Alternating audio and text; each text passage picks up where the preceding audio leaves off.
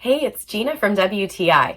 Do you love peanuts? I have to admit that I used to be one of those people that would pick peanuts out of mixed nuts and not eat them. But since I tasted these super extra large Virginia Diner peanuts, I am of a totally different mind. If you haven't tasted Virginia peanuts before, you are in for an absolute treat with these ones from Virginia Diner.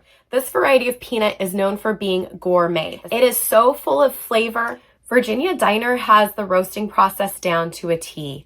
These are not over roasted. They don't have any kind of bitter or burnt taste to them like other brands do. No rancid taste and just the right amount of light salt. These are simply top of the line peanuts. They have a really satisfying crunch, and once you start eating one, I bet you can't stop. Let's talk about how big these kernels are. Check out the difference in size between these peanuts and just regular size peanuts. They are super extra large and they have super extra large taste. Virginia Diner has a lot of different varieties of peanut treats that you can get. I've really just been enjoying these plain salted ones. It makes sense that they know what they're doing because they've been working with peanuts for almost 100 years and it's really what they're known for.